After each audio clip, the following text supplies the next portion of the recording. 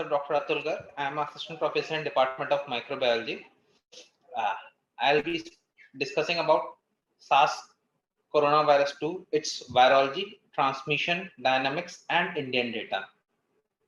I have been informed that most of the participants are clinicians, so I'll try to make my talk as clinically oriented as possible. I'll try not to teach much theory, और जो theory discuss करेंगे उसका भी practical clinical relevance साथ साथ discuss करते हुए चलेंगे.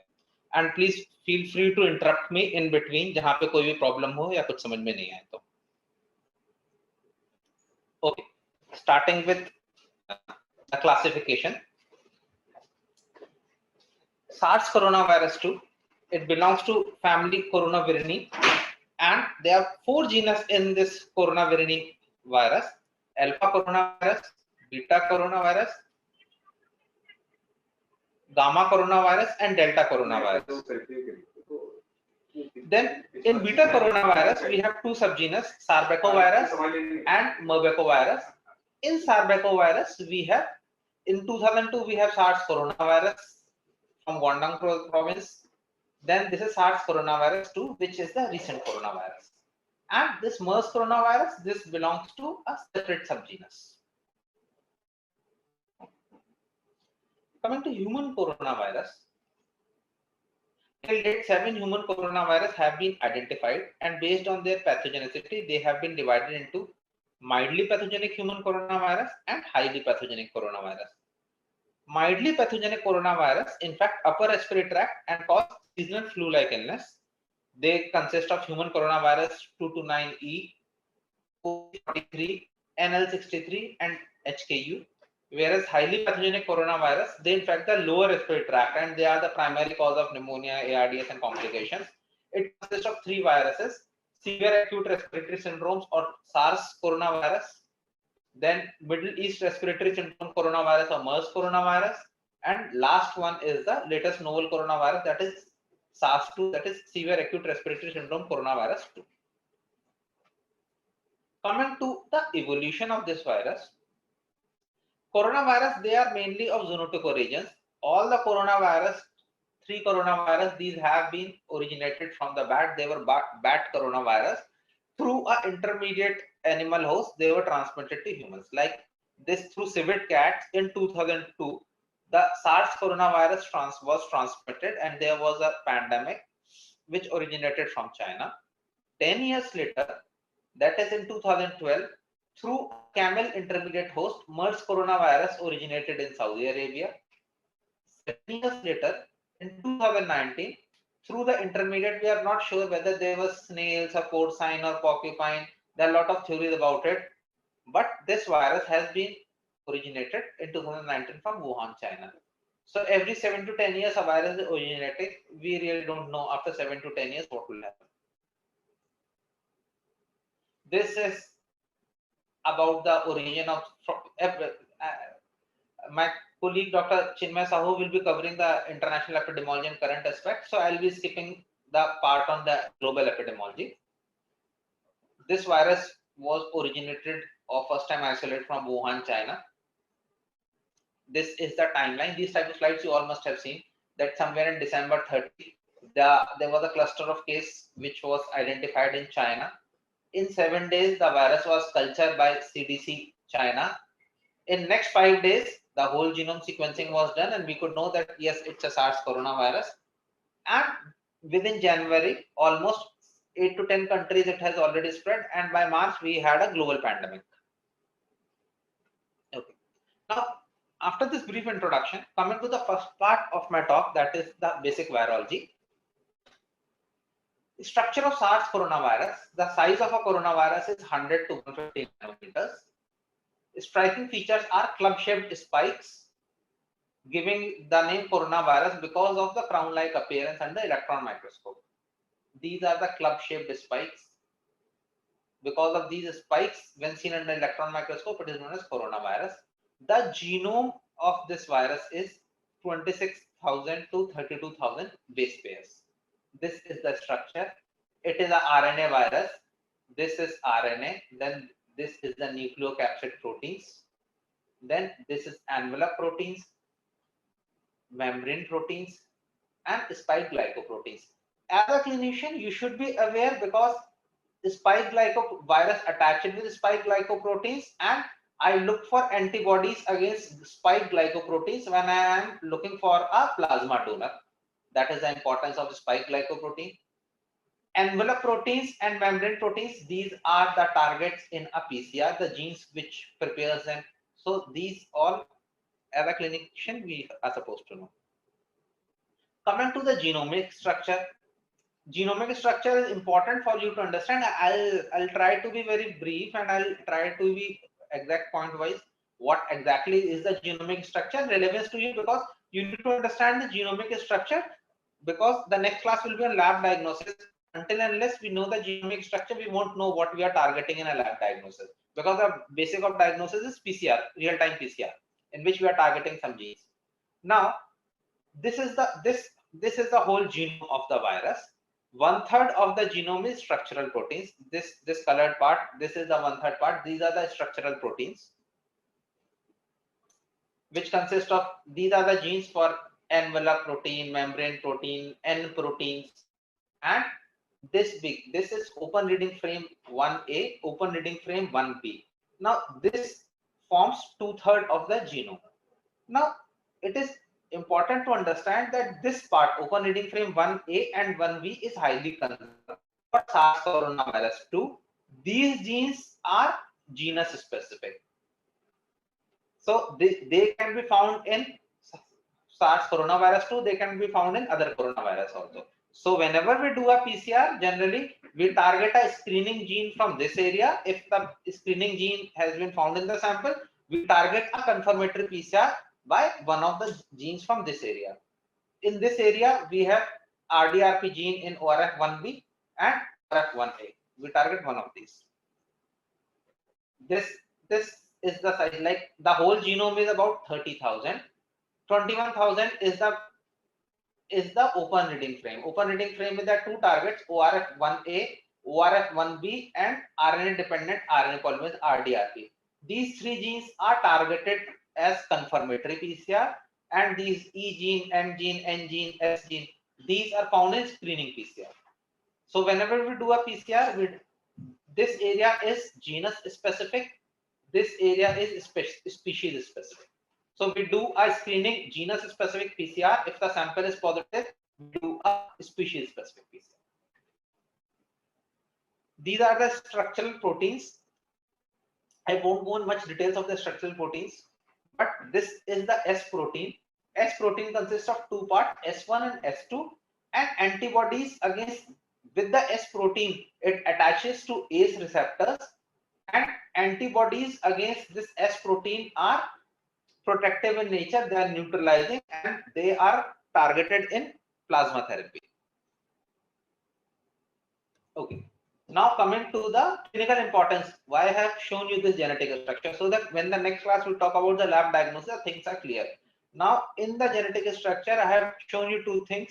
One is the whole genome is of 30,000 base pairs, then of which 21,000 is highly conserved region, and about 9,000 is the genus specific area, in which there are certain screening genes. In the genus specific area, we have S gene or E gene or N gene, which can be used in a screening PCR, whereas RDRP gene, ORF1A and ORF1B, these are all highly conserved genes, and they are used for confirmatory PCR. Now this genetic structure is important to a clinician because there are three types of molecular tests which are available in Indian market. One is the real-time PCR, which is done by most of the government labs, which is a two-step procedure. We do a screening PCR followed by confirmatory PCR. Second is TrueNat. TrueNat consists of two-step PCR. And third is CBNat. CBNat full form is cartilage-based nucleic acid amplification test, or it is the Gene Expert COVID PCR test also. The machine is of Gene Expert. Cepheid is the manufacturer, US brand, and the test is the CBNat. Now the questions are, what are the target sites? Okay. In ICMR protocol, we do a screening E gene PCR followed by confirmation. In TrueNat, generally, because these tests are done in a government lab, you get a clear cut. Sometimes we get a lot of request and a query from our clinician friends who are working in private sector. Report आ गई है, एक gene ये gene positive लिखा है, ये gene negative लिखा है, इसका क्या इंटरप्रिटेशन है? So lab should not do such thing clear cut, because whenever a sample is sent, a COVID query sample is sent, तो क्लियर होना चाहिए कि पॉजिटिव है कि नेगेटिव है, क्या है. बट कई बार ऐसा होता है, गवर्नमेंट प्रेशर्स होते हैं, टेक्निकल उनके जो भी होता है, रिपोर्टिंग पैटर्न्स होता है. Like especially it happens in TrueNet. In TrueNet we do a first screening e-gene PCR. E-gene PCR अगर पॉजिटिव आता है, we confirm it by RDRP PCR. If a PCR is both e-gene positive and RDRP positive, it is COVID positive. If it is e-gene positive and RDRP negative, then it is COVID negative. तो ये clear cut लिखना चाहिए, but sometimes lab बहुत बार ऐसा होता है सिर्फ e-gene करके रिपोर्ट दे देते हैं कि नेगेटिव या पॉजिटिव फॉर e-gene, RDRP करते ही नहीं है. So all these things happen. The last is CBNAT. CBNAT is a good test. It targets 2 gene, E gene and N gene, and simultaneously E gene and N gene को detect करते हैं. इसके basis पे report देते हैं. कई बार CBNAT की reports के लिए फोन आता है कि COVID E gene and N gene not detected and RNA-P gene detected. इसका क्या मतलब है? किसी भी PCR में RNA-P gene detected means वो internal control है. Lab should not write all these things. They should be very clear. Like in SGPGI we write either positive or not detected. ये सब queries gene नहीं लिखनी चाहिए. The clinician gets unnecessarily confused. Okay. Coming to the second part. Before I come to the second part, if you have any queries regarding this virology या कुछ, so you are free to ask. Otherwise, I'll move to second part. Okay, coming to the second part, routes of transmission. It is the SARS coronavirus to the positive variant of COVID-19 can be transmitted by droplets. The most common method is droplet. Second is by contact. Contact can be direct contact or indirect contact. And last, it can be by aerosols also. So droplet transmission, we all know, they are respiratory droplets. Generally, their size is more than 5 micrometer. And whenever the person sneezes, coughs, these type of aerosols, droplets are generated. Second is airborne transmission. This topic is slightly controversial because WHO till date maintains the status that there is no airborne transmission with SARS coronavirus 2, but it has been documented in literature. It has been documented experimentally by some of the labs by generating aerosols. Yes, the virus can remain suspended up to 3 hours, but till date, no culturable virus have been isolated from an air sample by any lab in the world. Third is the contact. It can be direct contact or indirect contact. In indirect contact, this is a classical paper from NAGM. Everybody is using their data only. There is one paper which says that plastic and stainless steel, the virus can stay for 3 days, cardboard for 24 hours, copper for 4 hours. So at room temperature, the virus can be maximum be alive for 3 days. उसके बाद मर जाता है. On refrigeration or lower temperature, viable virus can survive for a long time. Other modes of transmission can be there. However, there are no authentic published report like in feces, urine, plasma, breast milk, vertical transmission. These mechanisms have been hypothesized. Breast milk, recently a study has come in JAMA America publication. What they did was they collected the breast milk and did a PCR. 3 of the milk samples were positive by PCR, but on culture all the samples were negative. So they concluded that the milk doesn't transmit a viable virus. This whatever PCR is positive, it can be a skin contamination, or probably the child which was sucking the mother's breast, from the child the virus has come into the milk. Now, coming to the practical aspects of transmission dynamics, especially for clinicians, there are certain questions which we are hounded every day, and we should have a clear-cut answers. When is COVID-19 patient most infectious? First, how long is a patient infectious? What is the current discharge policy? This you all know. Are there viral load difference between asymptomatic and symptomatic patient? And what is the correlation of CT values with COVID-19 transmission? Okay, coming to the first question, when is patient most infectious? The answer is the patient is maximum virus shedding occurs 5 to 8 hours before onset of symptom. This is the day 0 of onset of symptom. The maximum virus shedding is occurring just before the onset of symptoms. So we can safely conclude that the patient is infectious 48 hours before the appearance of symptoms, and for next 4 to 5 days, the viral loads are pretty high. By day 6, by day 7, the viral loads go down, and by day 8, the virus is not detectable. So when a symptomatic patient is highly infectious for next few days. Now, this is a data from, this is the unpublished data from CDC Atlanta by Midgley et al. They have done a Kaplan-Meier analysis. They have cultured the virus, and in their, it's a big article. Finally, what they have concluded that although the PCR was positive till day 30, a lot of samples, but after day 9, they were not able to culture any virus. So we don't have a viable virus transmission after day 9. By 50% day 4 पे decrease कर गया, and day 9 पे 100% viable virus decrease कर गया, as documented by culture. Although PCR documented nucleic acid only, PCR can remain positive.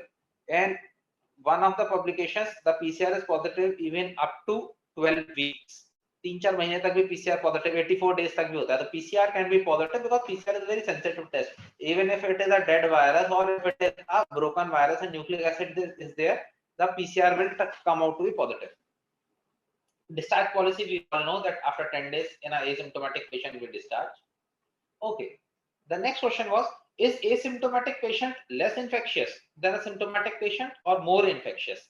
So this is a paper from JAMA Internal Medicine from August issue. This is a paper from Korea based on 303 patient study. I'll directly come to the conclusion that the cycle threshold values for asymptomatic were similar to symptomatic patients. That is, the viral loads in symptomatic patients and asymptomatic patients were equal. So we cannot say that asymptomatic patients are less infectious. Okay, coming to the last, what is the correlation of CT value with COVID-19 transmission? See, we need to understand the basic concept of CT value. Generally, we in our COVID-19 PCR, we extract the nucleic acid of the virus and we amplify the virus. So one RNA will get, and to multiply the virus in a machine, that is polymerase chain reaction test, and one virus will convert, one nucleic acid will convert to 2 nucleic acid, in 2 cycles 2 will convert into 4, in 3 cycles it will convert into 8, in 4 cycles it will convert into 16. So exponential n to power 2 के हिसाब से ये बढ़ता रहता है nucleic acid. So and as the amount of nucleic acid is amplified, it reach a value after which it can be detected by our machine. So एक threshold होता है कि nucleic acid जैसे उस value के ऊपर पहुंचता है, threshold के ऊपर machine इसको detect कर लेती है. जिस point पे कि अब उस point पे कितनी cycles में पहुंच रहा है, अगर initial viral load patient में ज्यादा होगा तो वो threshold फटाफट पहुंच जाएगा, CT value low होगी, whereas viral load patient में कम होगा तो CT value high होगी. So 13 and 14 are the generally high CT values, and 36, 37 are the lower CT values, and 40 के बाद तो sample को negative declare कर देता है. So theoretically we can say that CT values correlate with the viral loads, but practically it is not as such, because in a given PCR the most important step is the sample collection. If a good quality nasopharyngeal swab has not been collected, viral load ऐसे oral swab में आधा होता है nasopharyngeal के, then cold chain maintain हुआ था कि नहीं हुआ था, then automated extraction था RNA का कि manual था, automated is a better one, then machine कौन सी use कर रहे हैं PCR के लिए, then kit की sensitivity क्या है, and last how capable is the technician. So there are at least 7 to 8 variables जिसके ऊपर CT value depend करता है. When there are so many variables in a given test, then that test cannot be used for the quantitative purposes. So जितने भी test हैं Covid के सारे qualitative test हैं. And these are the ICMR guidelines. ICMR ने भी advisory दिया हुआ है कि CT values have no role in viral loads detection in current scenario. So again, when is the patient most infectious? Just before the development of symptom. How long is patient infectious? Patient is infectious for day 9 to day 10. After 10 days, the patient is practically non-infectious and can easily roam in his house. What are current hospital discharge policy? 10 days. Are there viral load difference between asymptomatic and symptomatic patients? No. What is correlation of CT value with COVID-19 transmission? No rule as such. Okay. Coming to the third part of my talk, that is Indian data on COVID-19. If you have any queries, you are free to ask me. Otherwise, I'll continue. Okay, coming to the third part. This is that ICMR data. This is data of 12th October. Number of tests done till date, approximately 9 crore tests have been done in India, and every day we are doing about 11 lakh tests. Current Indian capacity is of 11 lakh tests, and till date 9 crore samples have been tested in India. Of the 9 crore samples which have been tested in India, almost 72 lakh samples have been turned out to be positive. So the positivity rate in India is about 8%. Of the 72 lakh samples, the death is about 1,09,000 deaths. Okay, so the case fatality rates come out to be 1.5%, which is pretty low as compared to Western data, and recovery rate is 86%. This data is important. This the ICU, the patients who are critically ill and requiring treatment, it is only 0.1% in India. This is the Indian data, that 71,75,000 COVID positive patients are there in India. Maximum number of cases are from Maharashtra. Of the 71 lakhs, almost 15.5 lakh are from Maharashtra. 25% तो अकेले महाराष्ट्र से ही हैं, followed by Maharashtra, Karnataka, Andhra, Tamil Nadu, and UP. UP is number 5. UP, Uttar Pradesh में 4,39,000 COVID positive patients have been reported till date. This is a COVID map which आजकल ये WhatsApp पे सब बहुत share हो रहा है कि we have already crossed the peak and there is a downward trend. Trend clear cut दिख रहा है. This is the data which was released yesterday by Ministry of Health. Weekly data इन लोगों ने करा है. This is the weekly data. This is in second week of September. On a per day average, 92,000 cases were reported, which fell down, and currently about 72,000 COVID patients are reported positive every day. Okay, coming into the last, since we are covering Uttar Pradesh, so I have collected UP data. First is about the testing capacity. The first case at our SGPGI was in March. In March, we have only one lab in India, that is in UP. KGMC Lucknow was the only lab, and with time now, currently there are 130 labs which are testing. We medical college lab doing RT-PCR or a district hospital lab TrueNet, 130 में सब कुछ included है. Okay. This is weekly average. Average देखते हैं. Like let's see. This is 15th September. 15th September को we have tested 1,45,000 samples in UP, and now this is the data from UP. Till date we have tested 1,25 lakh samples have been tested in UP till date, of which 4,73,000 are positive. These are the positivity. In UP, the total positivity rate is 3.94%. The total positivity rate, as we have discussed, for India is 8. India में 8% का positivity rate है, but UP में 4% का हमारा positivity rate है. ये rate of infections है जो सारे colleges का है अलग-अलग. Okay, depending किसका कितना है, ये आर्मी कमांड हॉस्पिटल का सबसे ज्यादा रेट है, because they don't test district samples, they are just testing for their army samples. Okay, thank you very much.